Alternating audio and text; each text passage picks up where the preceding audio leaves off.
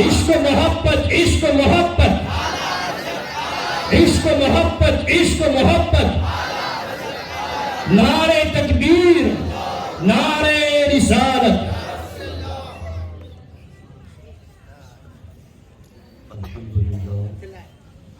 الحمد لله الذي جعل نبينا شاهدا ومبشرا ونذيرا وداعيا إلى الله بإذنه وسراجا منيرا والصلاة والسلام على النبي حبيبه المصطفى الذي أرسله بالحق والهدى وعلى آله وأصحابه أولي الصدق والصفاء أما بعد فأعوذ بالله من الشيطان الرجيم بسم الله الرحمن الرحيم والذين هم لفروجهم حافظون إلا على أزواجهم أو ما ملكت أيمانهم فإنهم غير ملومين فمن ابتغى وراء ذلك فأولئك هم العادون صدق الله العلي العظيم وصدق رسوله النبي الأمين المختار الكريم الرؤوف الرحيم لائق صدر احترام معزز و مکرم سادات کرام علماء ذوی الاحترام عزیز طلبہ بالخصوص محترم المقام حضرت مولانا اختر حسین صاحب قبلہ شرفی ناظم اعلیٰ دارالعلوم فیضان اولیاء اساتذہ ادارہ، آئیے ہم اور آپ مل کر انتہائی احترام و عقیدت کے ساتھ حضور سید المرسلین خاتم الانبیاء شفیع المذنبین رحمت للعالمین صلی اللہ تعالی علیہ وآلہ واصحابہ وبارک وسلم کی بارگاہ میں اپنی غلامی کا ثبوت دیں، اور جس طریقے سے میں پڑھا ہوں میرے ساتھ مل کر عقیدت و محبت میں ڈوب کر بآواز بلند نذرانِ محبت پیش کریں۔ الصلاة والسلام علیک یا رسول اللہ، الصلاة والسلام علیک یا حبیب اللہ، الصلاة والسلام علیک یا نبی اللہ، وعلی آلک واصحابک یا نور اللہ، صلی اللہ تعالی علیہ وسلم۔ سرکار اعلیٰ حضرت بارگاہ غوثیت معاب میں یوں استغاثہ پیش کرتے ہیں: دل پہ کندہ ہو تیرا نام کے وہ دزد رجیم، دل پہ کندہ ہو تیرا نام کے وہ دزد رجیم، الٹے ہی پاؤں پھرے دیکھ کے تغرا تیرا، نزاع میں گور میں نیزاں پہ سرے پل پہ کہیں، نہ چھوٹے ہاتھ سے دامان معلا تیرا۔ اے رضا چیست غم ار جملہ جہاں دشمن دوست، اے رضا چیست غم ار جملہ جہاں دشمن دوست، کردہ اما من خود قبلہ حاجہ تیرا۔ دوستان محترم، آج کا یہ جشن غوث الورا محب گرامی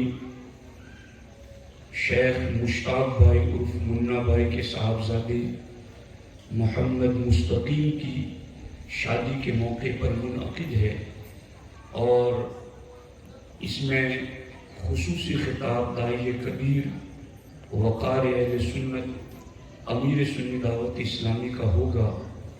حضرت کی آمد سے قبل میں چند ضروری باتیں آپ کی خدمت میں عرض کرنا چاہتا ہوں۔ دوستان محترم، حضرت امام غزالی رضی اللہ تعالی عنہ ارشاد فرماتے ہیں اللہ رب العزت نے مخلوقات کو 3 قسموں میں پیدا فرمایا ہے۔ اس جہان میں جتنی مخلوقات ہیں ان مخلوقات کی 3 قسمیں ہیں۔ امام غزالی فرماتے ہیں کہ مخلوقات میں سے پہلی قسم ہے فرشتے۔ فرشتے اللہ کی وہ مخلوق ہیں جنہیں اللہ نے عقل تو عطا فرمائی ہے مگر اللہ نے انہیں شہوت اور نفس سے پاک اور منزہ رکھا ہے۔ دوسری مخلوق حیوانات اور جانور ہیں، اور حیوانات اور جانوروں میں اللہ نے عقل نہیں رکھی، صرف اور صرف انہیں شہوت اور خواہش دی ہے۔ مگر ان 2 مخلوقوں کے بالمقابل آپ انسان کو دیکھیں تو انسان اللہ کی وہ مخلوق ہے جسے اللہ رب العزت نے عقل کا نور بھی عطا فرمایا ہے اور نفس کی لذتیں بھی عطا فرمائی ہیں۔ فرشتوں کا جہاں تک معاملہ ہے تو اللہ قرآن مجید میں ارشاد فرماتا ہے لا یعصون اللہ ما امرہم، کہ فرشتے اللہ کی نافرمانی نہیں کرتے۔ فرشتے نہ چھوٹا گناہ کر سکتے ہیں نہ بڑا گناہ کر سکتے ہیں۔ فرشتے صغیرہ اور کبیرہ گناہوں سے پاک ہیں۔ یفعلون ما یؤمرون، فرشتے وہی کرتے ہیں جو انہیں رب کا حکم ہوتا ہے۔ فرشتے کون ہوتے ہیں؟ بل عباد مکرمون، قرآن کہتا ہے فرشتے اللہ کے عزت والے بندے ہیں۔ فرشتے کون ہیں؟ لا یسبقونہ بالقول، جو بات میں کبھی اللہ سے آگے نہیں بڑھتے ہیں۔ وَهُمْ بِالْأَمْرِ يَعْمَلُونَ، کہ فرشتے اللہ کے حکم کے پابند ہیں۔ تو مخلوقات کی 3 قسموں میں سے پہلی قسم وہ ہیں فرشتوں کی کہ جنہیں اللہ رب العزت نے عقل تو عطا فرمائی ہے مگر اللہ نے انہیں نفس سے پاک رکھا ہے۔ لیکن دوسری سمت حیوانات کو دیکھو، جانوروں کو دیکھو تو جانوروں میں عقل نہیں ہے، ان میں صرف خواہشات ہیں۔ اور چونکہ علماء جانتے ہیں، طلبہ سمجھتے ہیں کہ عقل ہی احکام شریعت کے مکلف ہونے کا سبب ہے، جہاں عقل ہوتی ہے وہی بندہ شریعت کے احکام کا ذمہ دار بنتا ہے۔ باضابطہ انسانوں میں بھی اگر کوئی انسان ایسا ہے جو پاگل ہے، اگر کوئی انسان ایسا ہے جو مجنون ہے، یا پھر صوفیاء کی اصطلاح میں کوئی انسان ایسا ہے جو مجذوب ہے، تو ان پر شریعت کے احکام لاگو نہیں ہوتے۔ ہمارے نبی علیہ السلام ارشاد فرماتے ہیں رفع القلم عن ثلاث، اللہ کے رسول علیہ السلام ارشاد فرماتے ہیں کہ اللہ نے 3 قسم کے لوگوں سے قلم اٹھا لیا ہے۔ 3 قسم کے لوگوں کا کوئی عمل بطور گناہ لکھا نہیں جاتا۔ ان 3 میں سے ہمارے نبی ارشاد فرماتے عن المجنون حتی یعقل، کہ پاگل جب تک کہ ہوش میں نہ آ جائے، پاگل جب تک کہ عقل مند نہ ہو جائے، اس پر شریعت کا احکام لاگو نہیں ہوتا ہے۔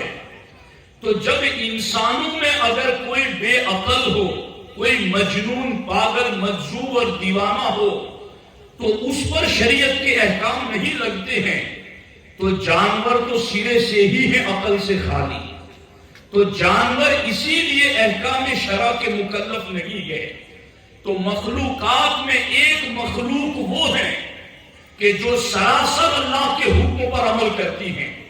ایک مخلوق وہ ہے جو الف سے لے کر یا تک صغیرہ کبیرہ کسی معاملے میں اللہ کی نافرمانی کر ہی نہیں سکتی ہیں.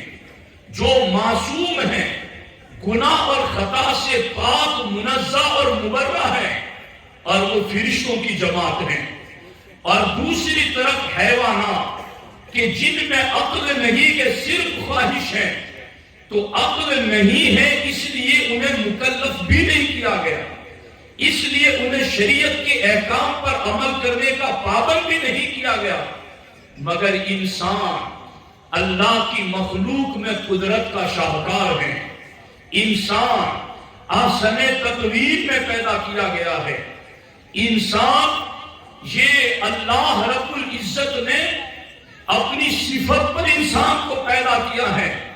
تو یہ انسان وہ ہے کہ اس میں فرشتوں والی عقل بھی موجود ہے اور اس میں جانوروں والا نفس بھی موجود ہے. امام غزالی ارشاد فرماتے ہیں یہ انسان جس میں اگلی دونوں مخلوق والی صفتیں موجود ہیں، اگر اس انسان کا نور عقل اس کے نفس پر غالب آ جائے تو ایسا مسلمان فرشتوں کی منزل میں آ جاتا ہے.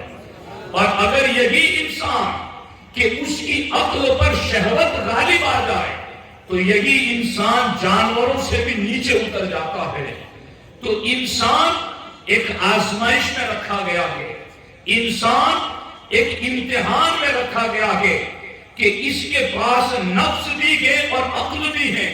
اور غور سے سننا، یہ نور عقل کا کمال بندے کو کس سمت لے جاتا ہے.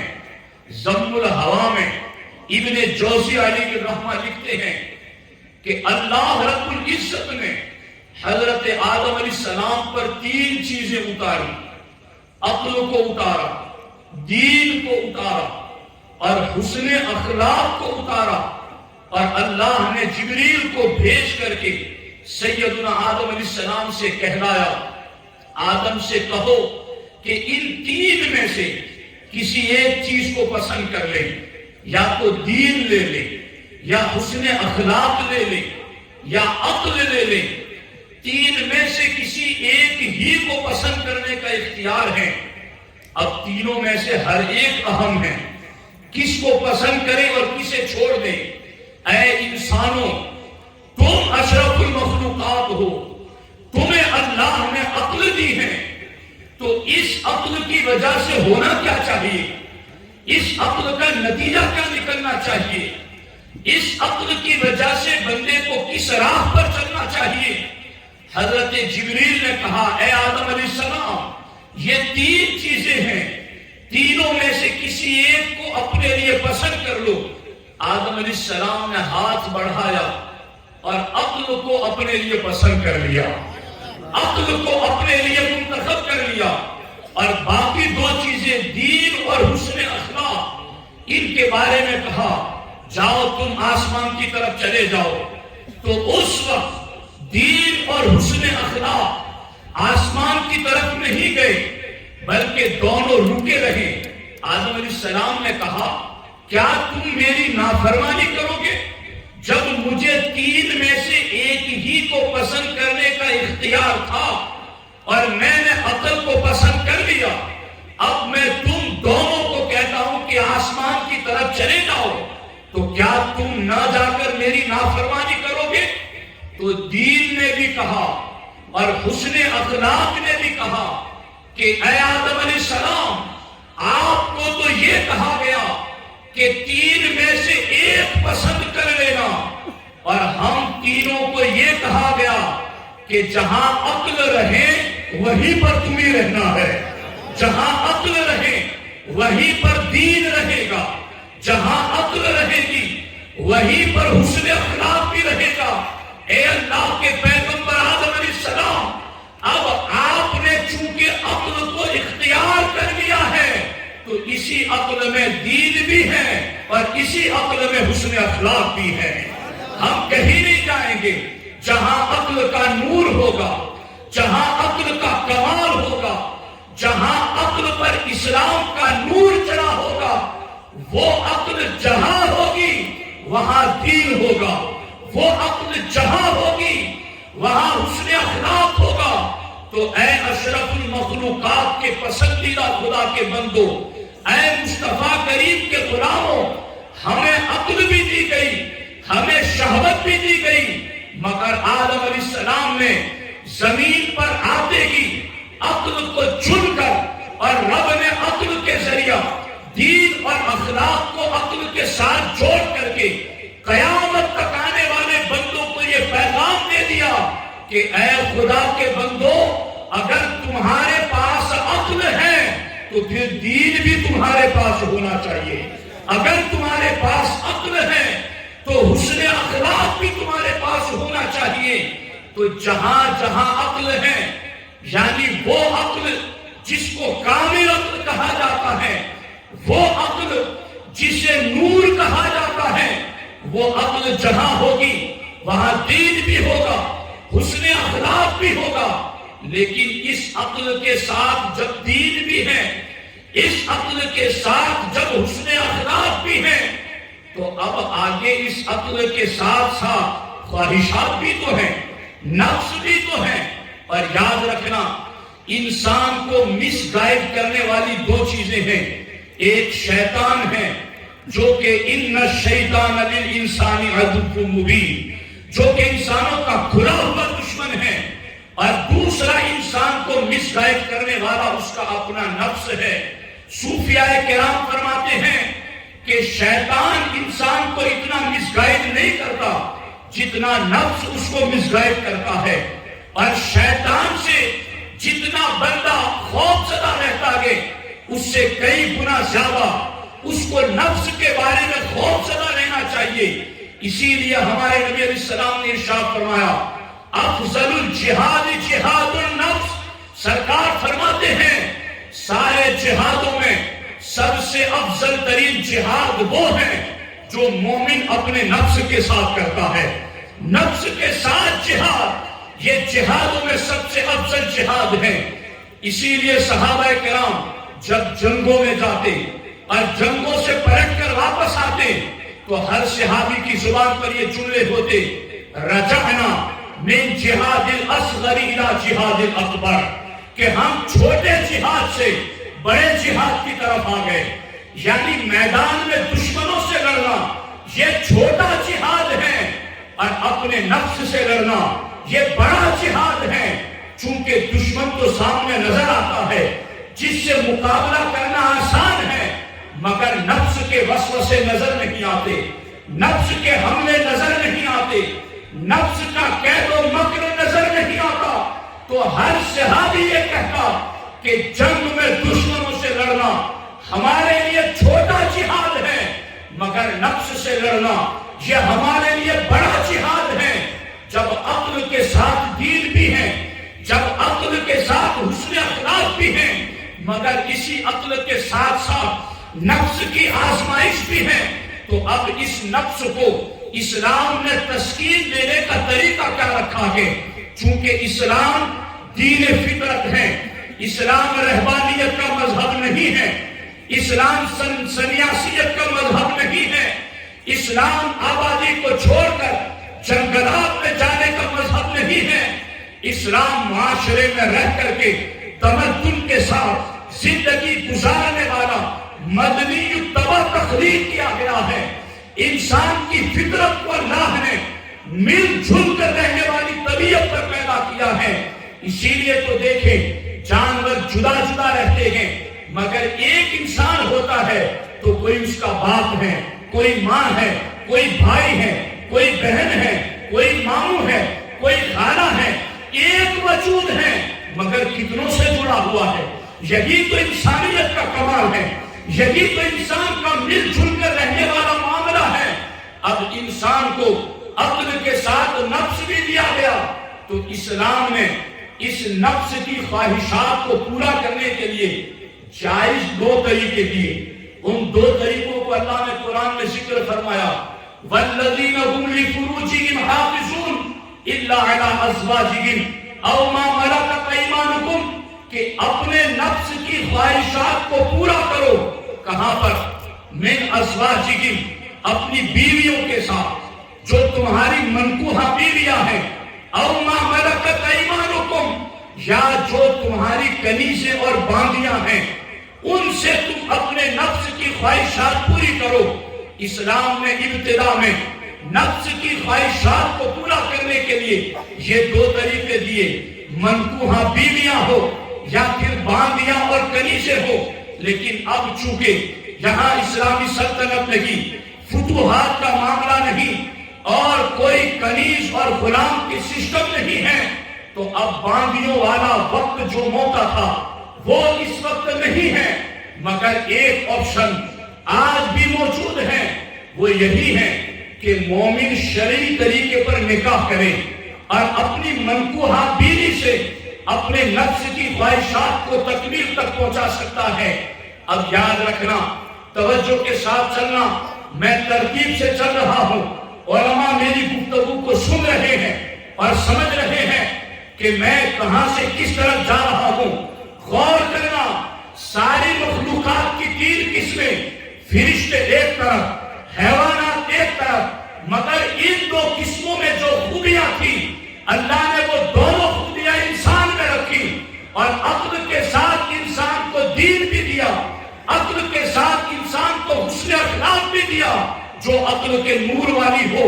اور پھر نفس والی بات آئی تو اس نفس کی تکمیل کے لیے بھی اسلام نے ایک نظام اور سسٹم دیا، اور اسی نظام کو نکاح کہتے ہیں. اب آپ مجھے بتائیں، پانی آنے والا ہو، باڑھ آنے والی ہو، اگر آپ اس کو صحیح رستہ نہ دیں گے تو وہ بستیوں کو تباہ کر دے گا، وہ آبادیوں کو ویرانوں میں تبدیل کر دے گا، وہ لہلہاتے ہوئے کھیتوں کو بنجر زمین میں تبدیل کر دے گا. پانی آنے سے پہلے اس کو صحیح رخ دینا ضروری ہے. اسی طریقے سے اسلام نے بھی جہاں انسان میں نفس رکھا ہے، وہاں انسان کے نفس کی خواہش کی تکمیل کے لیے اسلام نے پہلے سے نکاح کا سسٹم رکھا ہے، نکاح کا طریقہ رکھا ہے.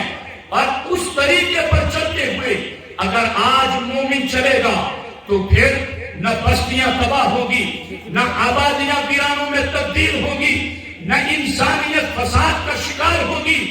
مگر آج مسئلہ ہی ہمارا یہی ہے. لوگ کہتے ہیں مولانا زنا بڑی کثرت سے ہو رہے ہیں، بے حیائی بڑی کثرت سے ہو رہی ہے، بد نگاہی بڑی کثرت سے ہو رہی ہے، لوگ ناجائز کاموں میں بہت تیزی سے مبتلا ہو رہے ہیں. میں ان عقل مندوں کو کہتا ہوں، باڑھ آنے والی ہو تو تمہیں خوب پتا ہوتا ہے کہ اس کا صحیح رستہ اپنایا جائے، اس کو صحیح رستہ دیا جائے. اگر نہیں دو گے تو بستیاں تباہ ہو جائے گی. تو جہاں انسان میں نفس کی خواہشات رکھی گئی ہیں، اگر اس کو بھی صحیح رستہ نہ دیا گیا تو پھر یہ فساد ہوگا، بگاڑ ہوگا، انسانیت کا نسب مخلوط ہوگا، اور نسب کا اختلاف بے غیرت قوم کو جنم دیتا ہے. اس لیے یاد رکھنا، ہمیں اپنی اولاد کے نکاح کے معاملے میں ایکٹیو رہنا ہوگا، بہت باہوش رہنا ہوگا. اور اس سلسلے میں جو لوگوں کے بہانے ہیں، میں ان بہانوں پر تھوڑی ڈسکس کرنا چاہتا ہوں کہ لوگوں نے کن چیزوں کو ہیرے بنا رکھے ہیں. 20-25 سال کی بیٹیاں ہو گئی، بیٹے 28, 30, 25, 20 سال کے ہو گئے، اور ابھی تک ماں باپ کے سروں میں چون تک نہیں رہی تھی. انہیں ہوش ہی نہیں ہے کہ یہ آنے والا سیلاب پتہ نہیں کون سا رخ اختیار کرے گا، اور پھر زنا کا بازار گرم ہوگا. آپ کو پتہ نہیں ہے، ہمارے نبی نے تو یہاں تک فرمایا، جس بستی میں ایسی عورتیں رہتی ہوں جن کے پاؤں کے پازیب کی گھنگرو کی آواز پیدا ہو، اللہ اس بستی والوں کی دعائیں قبول نہیں کرتا ہے. تو پھر جہاں زنا ہوگا، جہاں بدکاری ہوگی، جہاں بے حیائی ہوگی، پھر اس قوم پر ظلم نہیں ہوگا تو کیا ہوگا؟ پھر وہ قوم ذلیل نہیں ہوگی تو کیا ہوگی؟ یاد رکھنا یہ تباہیاں بلا وجہ نہیں ہیں. اعمالکم اموالکم، تمہارے عمل بھی تمہارے حکمران ہیں. تم اپنے بارے میں سوچو کہ تم نے عمل کیسے کیے ہیں. اب ایک نکاح کا معاملہ ہے. اس نکاح کے معاملے میں لوگ کیا کہتے ہیں؟ مولانا ابھی بیٹا پاؤں پہ کھڑا نہیں ہوا ہے، ابھی اس کا کاروبار سیٹ نہیں ہوا ہے. مجھے پتا نہیں کہ 5 سال کے بعد اور کون سے پاؤں نکلے گے اس کے، جن پاؤں پر کھڑا ہو کر کے یہ چلنا سیکھے گا. یہ ابھی دودھ پی رہا ہے کہ اسے چلنا نہیں آتا. تم اس کے بارے میں ان وسوسوں میں نہ رہو. اسے چلنا ہی نہیں، بہت کچھ آ گیا ہے. مگر یاد رکھو جو رزق کے بارے میں، جو اس کے کاروبار کے بارے میں نکاح کو لیٹ کر رہے ہیں، میں تمہیں اس نبی کا فرمان سنا رہا ہوں جن کا کلمہ میں نے بھی پڑھا ہے، تم نے بھی پڑھا ہے، جن کی غلامی کا دم میں بھی بھرتا ہوں، آپ بھی بھرتے ہیں. آؤ اس نبی کے فرامین کو اپنے سر آنکھوں پر سجاؤ اور اس نبی کے فرامین کو عملی جامہ پہناؤ. ہمارے آقا حضور سید المرسلین صلی اللہ تعالی علیہ وسلم ارشاد فرماتے ہیں التمسوا الرزق فی النکاح. اللہ کے رسول صلی اللہ علیہ وسلم ارشاد فرماتے ہیں اے میری امت، اگر تم رزق ڈھونڈنا چاہتے ہو تو نکاح کے ذریعہ رزق تلاش کرو. نکاح کے ذریعہ رزق کو تلاش کرو. اندازہ لگائیں اس پر. میرے آقا دوسرے مقام پر ارشاد فرماتے ہیں التمسوا الغنى فی النکاح. اگر تم امیری ڈھونڈتے ہو تو امیری اللہ نے نکاح میں رکھی ہے. تم مالداری کو نکاح کے ذریعہ تلاش کرو. میرے آقا تیسرے مقام پر ارشاد فرماتے ہیں اطلبوا الفضل فی الدنا فی الغنى. اللہ کے رسول علیہ السلام ارشاد فرماتے ہیں کہ تم اللہ کا فضل نکاح کے ذریعہ تلاش کرو. اب دیکھو تو صحیح، سرکار نے 3 مقامات پر جدا جدا الفاظ سے یہ کہا تمہیں رزق ڈھونڈنا ہے تو نکاح کے ذریعہ تلاش کرو، تمہیں فضل ڈھونڈنا ہے تو نکاح کے ذریعہ تلاش کرو، اگر تمہیں غنا کو تلاش کرنا ہے تو تم نکاح کے ذریعہ غنا کو تلاش کرو. اور ماں عائشہ صدیقہ نے کمال کرتے ہوئے ارشاد فرمایا انکحوا النساء فإنهن یأتینکم بالمال. ماں عائشہ صدیقہ فرماتی ہیں اے مردو، عورتوں سے نکاح کرو، عورتیں تمہارے نصیب میں آئے گی تو مال بھی ساتھ میں لے کر آئے گی، وہ نصیب بھی ساتھ میں لے کر آئے گی، وہ رزق اور غنا بھی ساتھ میں لے کر آئے گی. اور اللہ اکبر. میرے آقا علیہ السلام کی خدمت میں ایک صحابی نے عرض کیا حضور میں بہت تنگ دست ہوں، میں غریب ہوں، میں محتاج ہوں. اللہ کے رسول نے ارشاد فرمایا تم نکاح کرو، اللہ تمہیں مالدار کر دے گا. اے نبی کے غلاموں، کہاں شیطان کے وسوسوں میں پھنس گئے، کہاں شیطانی وساوس میں ڈوب گئے ہو. نکاح تو فضل کا ذریعہ ہے، نکاح تو رزق کا ذریعہ ہے، نکاح تو غنا کا ذریعہ ہے. اور کمال کر دیا اللہ نے قرآن میں اور اس آیت کی تفسیر میں صدیق اکبر نے. اللہ نے قرآن میں فرمایا وَأَنْكِحُوا الْأَيَامَ مِنْكُمْ وَالصَّالِحِينَ مِنْ عِبَادِكُمْ وَإِمَائِكُمْ إِنْ يَكُونُوا فُقَرَاءَ يُغْنِهِمُ اللَّهُ مِنْ فَضْلِهِ. اللہ قرآن میں فرماتا ہے کہ اپنے میں سے جن مردوں اور عورتوں کے نکاح نہ ہوئے ہوں ان کے نکاح کراؤ. إِنْ يَكُونُوا فُقَرَاءَ يُغْنِهِمُ اللَّهُ مِنْ فَضْلِهِ. اگر وہ نکاح سے پہلے فقیر ہوں گے اللہ نکاح کی برکت سے انہیں مالدار فرما دے گا. یہ قرآن کی آیت ہے. قرآن کیا کہہ رہا ہے اور لوگوں کا نفس کیا کہہ رہا کہ اس آیت کی تفسیر میں در منصور میں سیدنا ابو بکر الصدیق رضی اللہ تعالیٰ عنہ ارشاد فرماتے گئے اطیعوا اللہ فیما امرکم بہ من النکاح ینجز لکم ما وعدکم من الغنا. صدیق اکبر کہتے ہیں اے لوگو، ایک حکم اللہ نے تمہیں دیا ہے اور اس حکم پر عمل کرنے کا وعدہ کیا ہے. اللہ نے حکم یہ دیا ہے کہ تم اللہ کے حکم پر عمل کرتے ہوئے نکاح کرو، ينجز لكم ما وعدكم من الغنى، اللہ کے حکم پر عمل کرتے ہوئے تم نکاح کرو گے تو اللہ نے جو مالداری دینے کا وعدہ کیا ہے وہ رب ضرور پورا فرمائے گا۔ تو ایک طرف رب کا حکم ہے اور دوسری طرف اس حکم پر عمل کرنے کی جزا ہے۔ حکم یہ ہے کہ جو بے نکاح ہو ان کے نکاح کراؤ، ينجز لكم ما وعدكم من الغنى، تو رب نے جو غنا کا وعدہ کیا ہے وہ رب پورا فرما دے گا۔ اور میں تو یہاں کمال نظر سے حضرت عمر کو دیکھتا ہوں۔ حضرت عمر کہتے ہیں میں تو اس کو عقل مند مانتا ہی نہیں جو بغیر نکاح کے امیر بننا چاہتا ہے، جو بغیر نکاح کے مالدار بننا چاہتا ہے۔ تو اے لوگوں، اگر صرف کاروبار کے لیے اور یہ سوچ رہے ہوں کہ نکاح کریں گے تو بیوی کے خرچے، پھر ان کی دوائیوں کے، ان کی اولاد کے، تو ہم کہیں غریب نہ ہو جائیں، تو ایسا ہرگز نہ سوچنا۔ نکاح تو برکتیں لے کر آتا ہے، اور باضابطہ امام اہل سنت نے تو یہاں تک فرمایا نئی نویلی دلہن جس گھر میں آئے اس کے پاؤں دھو کر کے اس پانی کو گھر کے 4 کونوں میں ڈال دو، اس گھر میں برکتوں کا نزول ہوگا، اس گھر میں رحمتوں کا نزول ہوگا۔ یہ ہے نکاح جو برکتیں لاتا ہے۔ اور ہمارے آقا ارشاد فرماتے ہیں ثلاثۃ حق علی اللہ عونہم، سرکار فرماتے 3 بندے ایسے ہیں جن کی مدد کرنا اللہ نے اپنے ذمہ کرم پر اٹھا لیا ہے، یعنی رب نے کہا کہ یہ 3 بندے ایسے ہیں جن کی میں مدد کروں گا۔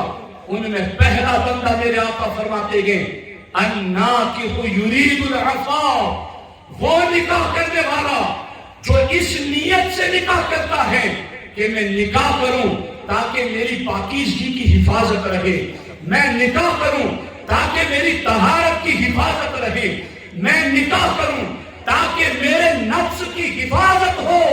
سرکار فرماتے اس نیت سے جو نکاح کرتا ہے اللہ اس مومن کی ضرور مدد فرماتا ہے۔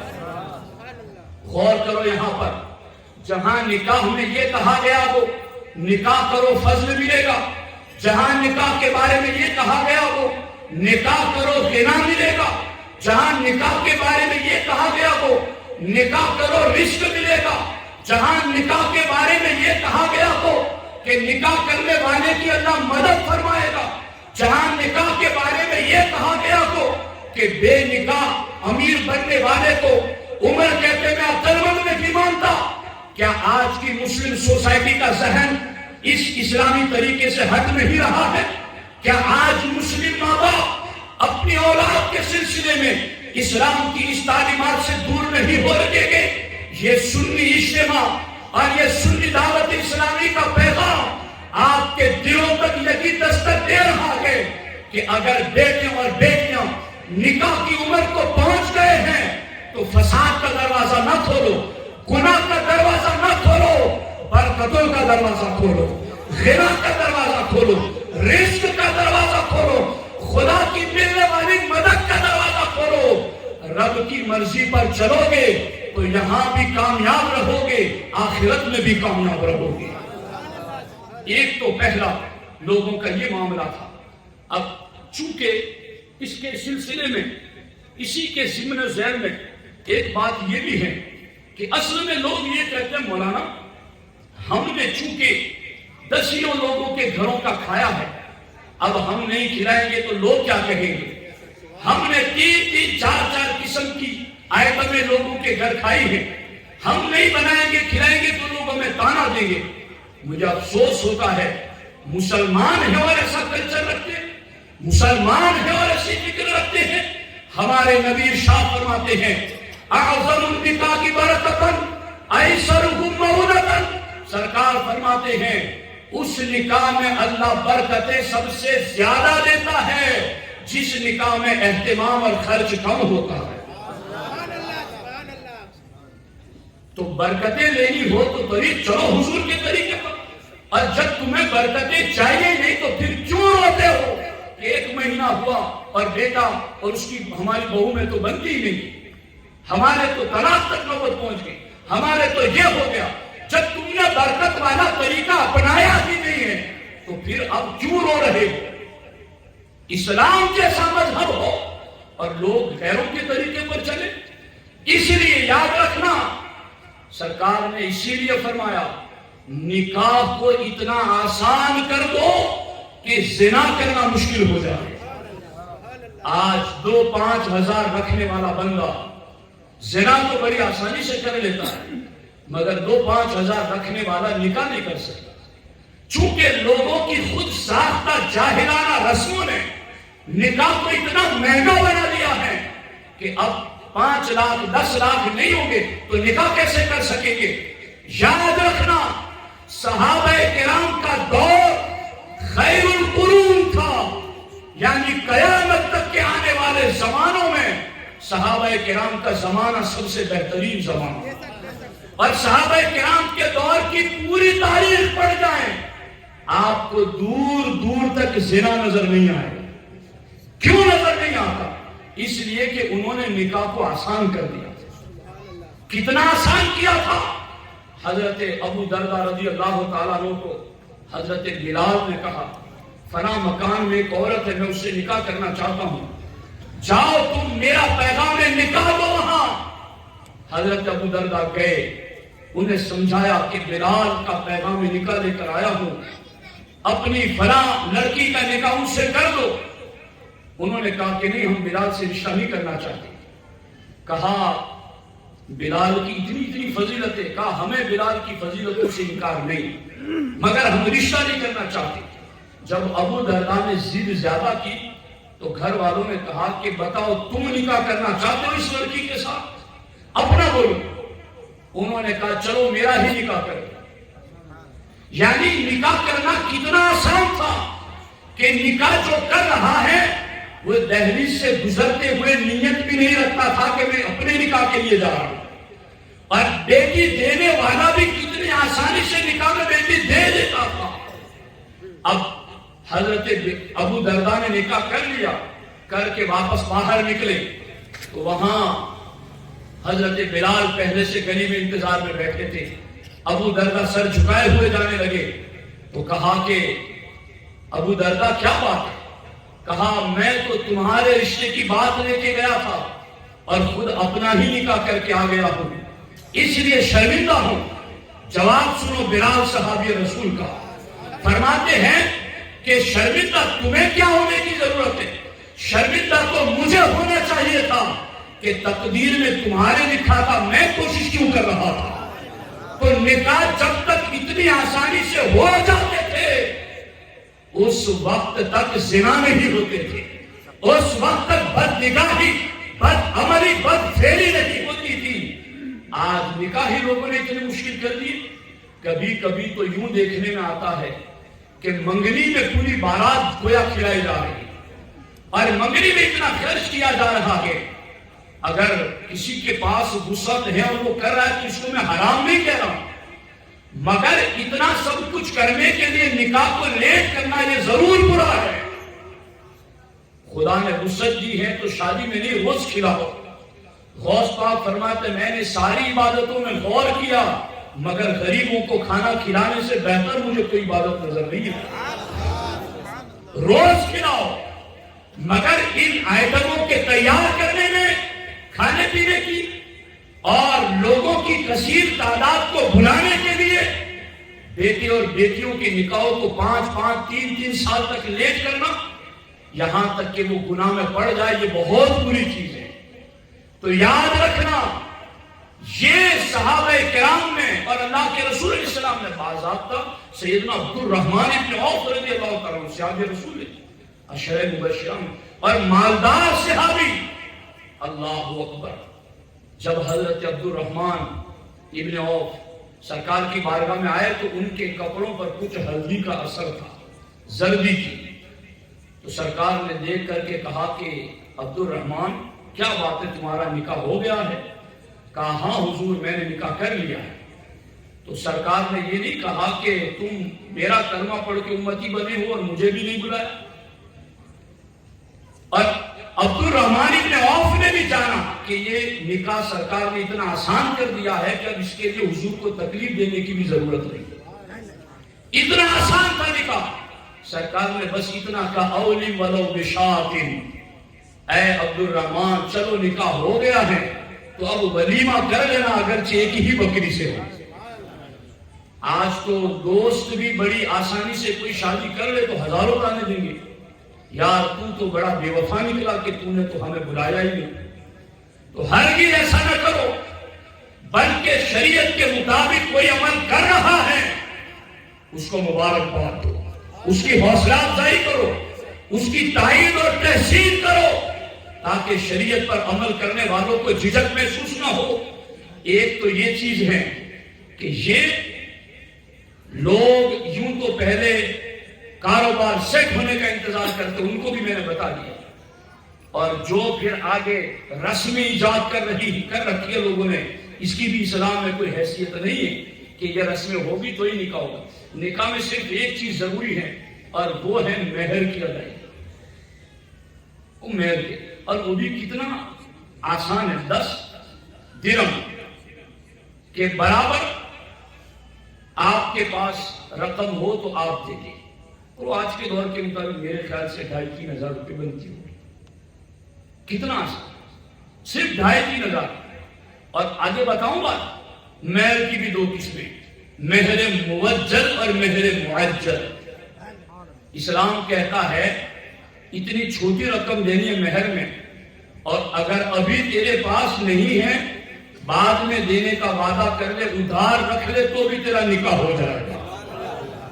کتنا آسان ہے، یعنی پہلے تو 2,500-3,000 کی ایک آسان نارمل رقم رکھی، اور اس کو بھی یہ کہا کہ ابھی نہیں ہے تو کوئی بات نہیں، تم میاں بیوی بن کر کے ساتھ رہ سکتے ہو، رقم بعد میں ادا کر دینا۔ اور قربان جاؤں اسلام کی عظمتوں پر، اگر بیوی معاف کر دے تو وہ مہر معاف بھی ہو جاتا ہے۔ کتنا آسان کر دیا اسلام نے نکاح۔ ایسے نکاح کو لوگوں نے من گھڑت رسموں کی وجہ سے مشکل بنا دیا۔ یاد رکھنا، سرکار نے فرمایا 3 چیزوں میں تاخیر مت کرو۔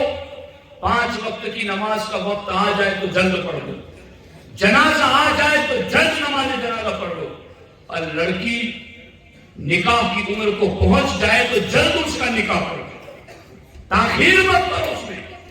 اب جنازہ رکھ کر کے کبھی کہتے ہو کہ ذرا میں 2 لاکھ کما لوں پھر جنازہ پڑھوں گا؟ 5 وقت کی نماز کے لیے کوئی کہتا ہے کہ ابھی میں 10 لاکھ کما لوں پھر فرض ادا کروں گا؟ جس طرح یہاں حکم ہے کہ وقت ہو جائے فوراً سر جھکاؤ، جنازہ آ جائے فوراً اس کی نماز جنازہ ادا کرو، یوں ہی جب عورتیں بیٹیاں نکاح کی عمر کو پہنچ جائیں تو پھر ان کے فوراً نکاح کرو، اس میں تاخیر مت کرو۔ یہ تاخیر اور لیٹ کرنا گناہوں کے دروازوں کو کھول رہا ہے۔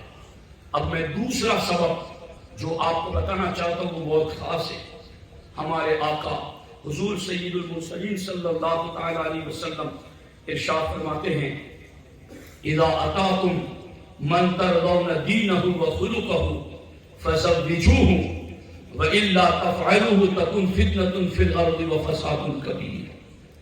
اللہ کے رسول صلی اللہ علیہ وسلم کے اس ارشاد کا ترجمہ یہ ہے، اِذَا أَتَاكُمْ مَنْ تَرْضَوْنَ دِينَهُ وَخُلُقَهُ، جب تمہارے پاس ایسا رشتہ آئے، لڑکی کا یا لڑکے کا، مَنْ تَرْضَوْنَ دِينَهُ، کہ جس کا رشتہ آیا ہے اس کا دین تمہیں پسند ہے، وَخُلُقَهُ، اور اس کا اخلاق تمہیں پسند ہے، فَزَوِّجُوهُ، تو پھر ضرور اس رشتے کو قبول کر لو، ضرور وہاں پر نکاح کر لو، اس کا دین تمہیں پسند ہو۔ دین کا مطلب یہی ہے کہ وہ سچا پکا کھرا سنی صحیح العقیدہ ہو، وہ نہ وابی ہو، نہ دیوبندی ہو، نہ غیر مقلد ہو، وہ 72 میں سے کسی ایک میں بھی نہ ہو، وہ کھرا پکا غوث پاک کا غلام ہو، وہ سچا پکا سلطان الہند غریب نواز کا غلام ہو، وہ سچا پکا ولیوں کی محبت رکھنے والا ہو۔ اگر ایسا رشتہ تمہارے پاس آ جائے جس کا عقیدہ اور دین تمہیں پسند ہے، وَخُلُقَهُ، اس کا اخلاق بھی تمہیں پسند ہے، اخلاق مند نوجوان، اخلاق مند بیٹی ہے. تو حضور کی امت، حضور ہمیں بتا کر گئے فَزَوِّجُوهُ، اگر اس کا عقیدہ بھی ٹھیک ہے، اخلاق بھی ٹھیک ہے، تو پھر تم اس نکاح کو ٹالا مت کرو، اس نکاح کے بارے میں تاخیر مت کرو. اور اگر تم نے ایسے نکاح کو رد کر دیا تو اب حضور کا فرمان سنو اور پھر اپنے حالات پر ذرا نظر ڈالو.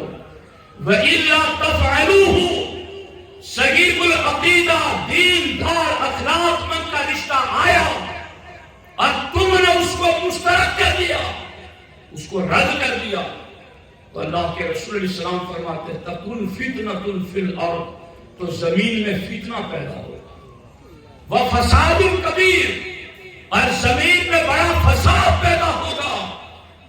آج کیا یہ چیزیں ہم نہیں دیکھ رہے ہیں؟ کیا آج ان چیزوں سے ہم اور آپ نہیں گزر رہے ہیں کہ دین بھی پسند، عقیدہ بھی پسند، اخلاق بھی پسند، مگر اس کے باوجود بھی رشتوں کو ٹھکرایا جاتا ہے، یہاں تک کہ بیٹی اور بیٹا دونوں کے لیے گناہ کے دروازے کھلتے ہوئے نظر آتے ہیں. تو یاد رکھنا، جہاں دین دارانہ رشتہ آ جائے، جہاں صحیح العقیدہ کا رشتہ آ جائے، جہاں اخلاق مند بندے کا رشتہ آ جائے، اس کو لیٹ مت کرو. اور ہمارے نبی نے تو کتنی پیاری بشارت دی ہے اس مقام پر. ہمارے آقا علیہ السلام ارشاد فرماتے ہیں کہ جس نے دین داری دیکھ کر کے نکاح کیا، بارک اللہ لہ فیہا وبورک لہا فیہ، سرکار فرماتے دین داری دیکھ کر جو نکاح کریں گے، ایسے مرد کے لیے بیوی میں اور بیوی کے لیے مرد میں اللہ برکتیں عطا فرماتا ہے. سبحان اللہ، سبحان اللہ. اب یہ چیز قابل توجہ ہے کہ میری گفتگو شروع سے لے کر آخر تک بار بار سنا کہ کیا برکتوں کے جتنے دروازے تھے ہم نے تو بند کر کے نکاح کیے، ہم نے تو نکاح کی رسم کے وقت ہی برکتیں نہ آنے پائے کیونکہ برکتوں والے طریقے ہی نہیں اپنائے. تو پھر نکاح کے بعد برکتیں ڈھونڈو گے تو کہاں سے ملے گی؟ پھر نکاح کے بعد رحمتیں تلاش کرو گے تو کہاں سے ملے گی؟ اس لیے یاد رکھنا، آج کے اس نوجوان نسل کو آپ تحفظ دینا چاہتے ہیں، ان کی جوانی کو بچانا چاہتے ہیں، ان کی جوانی کے تقدس اور طہارت کو بچانا چاہتے ہیں، تو ان کی عمر جب نکاح کی ہو جائے تو پھر اس میں تاخیر مت کرو، ان کے لیے نکاح میں لیٹ مت کرو، بلکہ جتنا ہو سکے اتنا جلد ان کا نکاح ہو جائے تاکہ مسلم معاشرہ گناہوں سے بچ جائے. بے شک، بے شک. حضور امیر سنت دعوت اسلام. نعرہ تکبیر، نعرہ رسالت.